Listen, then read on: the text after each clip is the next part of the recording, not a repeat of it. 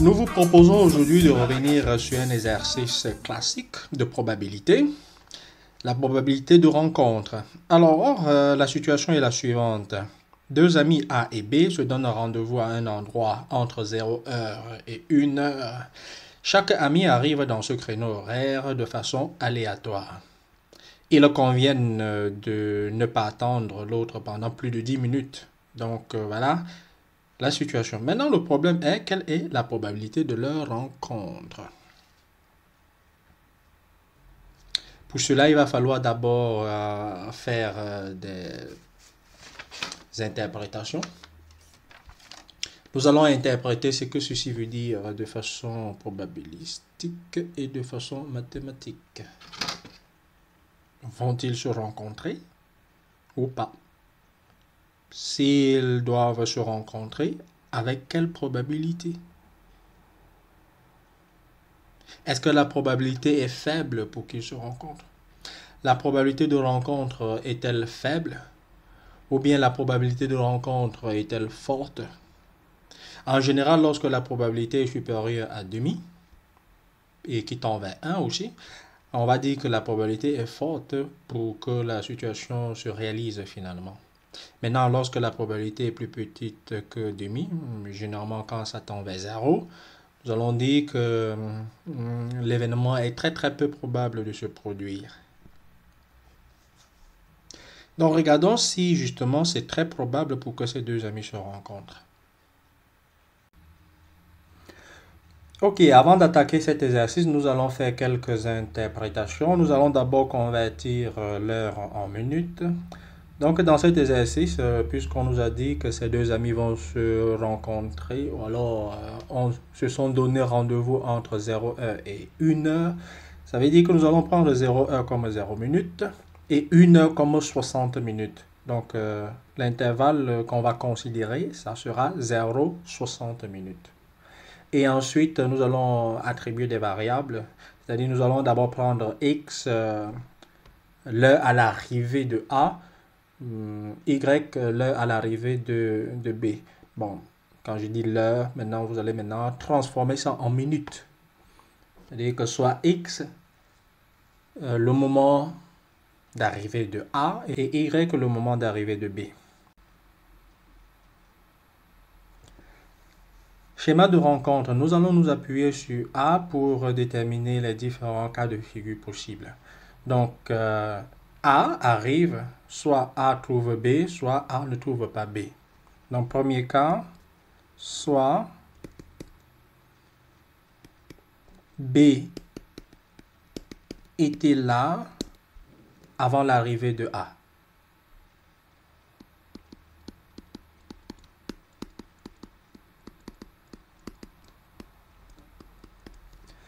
Et comment nous allons interpréter ceci? Nous allons dire que y plus 10 est plus petit que x.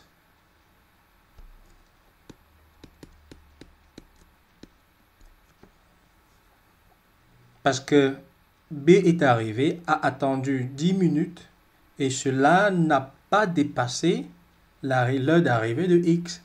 Ah oui, parce que sinon, ils ne se seront pas rencontrés. Parce que sinon, il n'y a pas rencontre. Donc, nous avons dans ce premier cas de figure, B était là avant l'arrivée de A. Dans ce cas, y plus 10 est plus petit que x.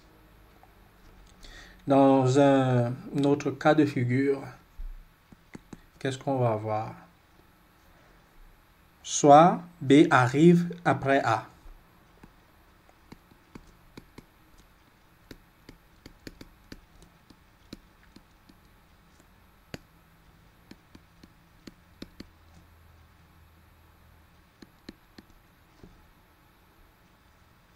Alors, si B arrive après A, qu'est-ce que nous allons avoir? Nous allons avoir que l'heure de X, l'heure de A, plus les 10 minutes,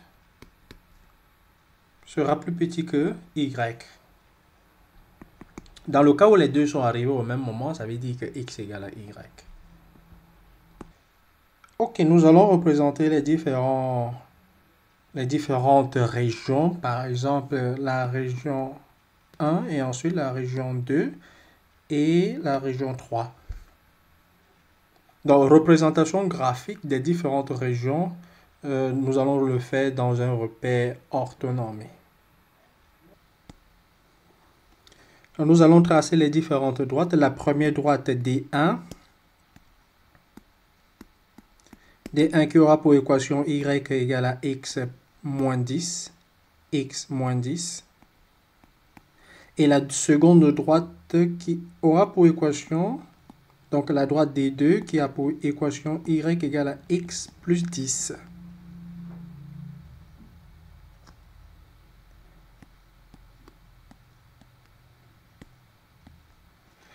Ok. Alors, la première région, on nous dit que y plus 10 est strictement plus petit que x. Alors, qu'est-ce que ceci veut dire? Ceci veut tout simplement dire que x moins 10 est plus grand que y. Si x est moins 10 est plus grand que y, ça veut dire que je suis au-dessus de la droite D1. Donc, vous voyez, je suis au-dessus de cette droite.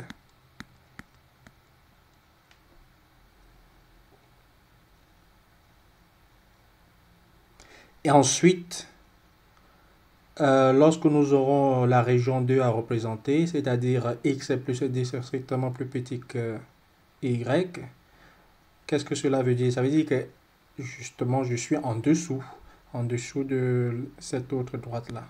C'est-à-dire je serai quelque part là.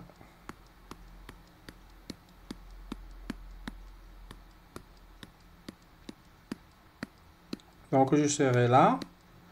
Et la zone hachurée deux fois, vous voyez, c'est l'endroit que je vais colorier là. Là.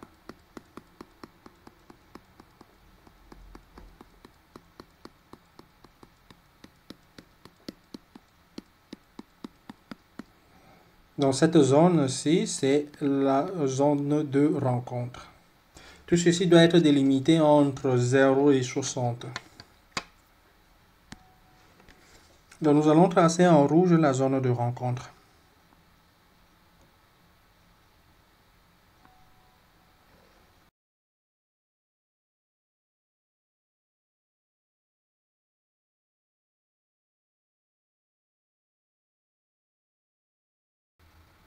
Ce qu'il faut calculer, c'est la probabilité qu'un point se retrouve dans l'intervalle que nous avons, dans la zone que nous avons hachurée.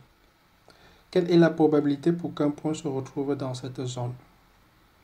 La probabilité pour qu'un point apparaisse dans la zone hachurée en rouge est égale au nombre de points justement sur cette zone hachurée en rouge divisé par le nombre de points total qui peut être dans le cadre 0,60.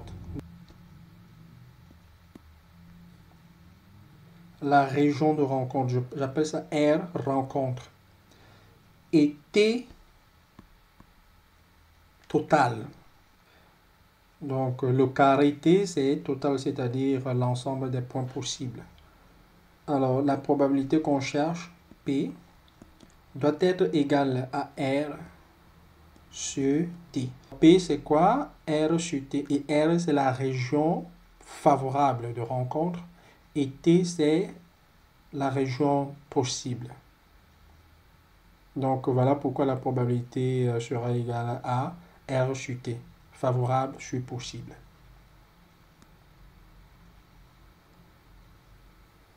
Bon, maintenant, il va falloir justement calculer R et calculer T. Le calcul de T est facile parce que ça va faire 60 fois 60, l'aire du carré.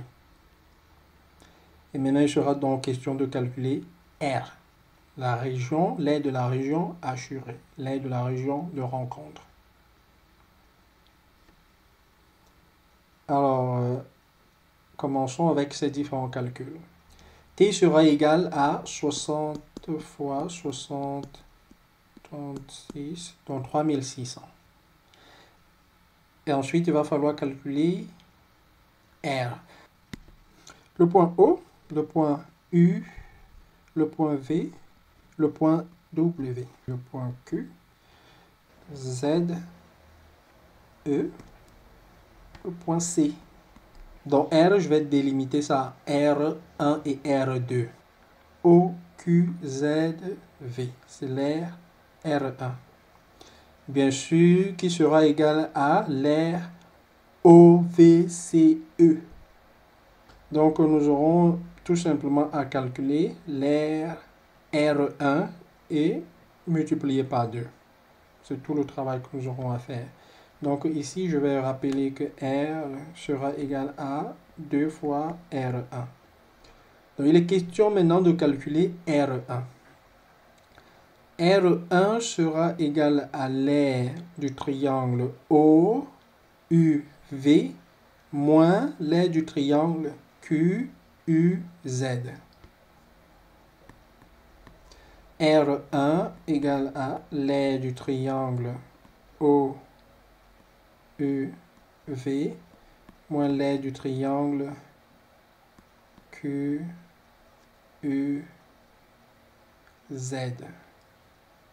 Nous aurons base fois hauteur sur 2.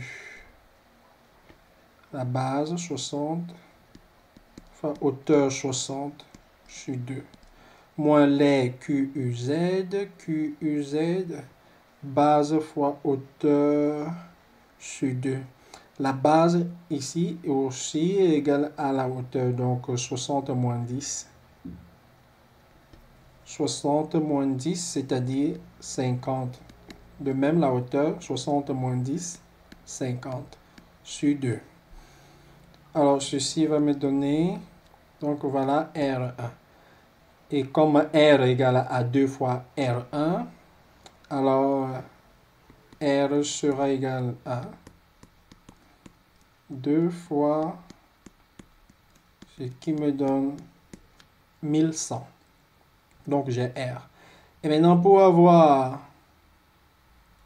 P, on rappelle que P c'était R sur T.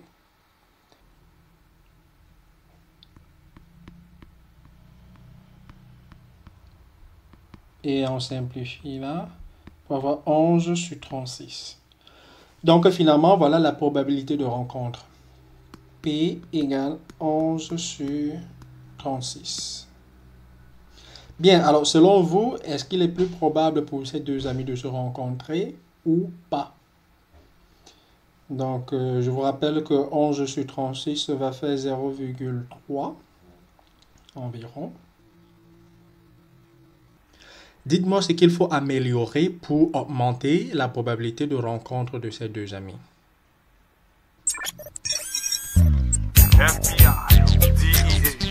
Mes amis, mes amis, mes amis. Oh, oh. Mes amis, mes amis, mes amis.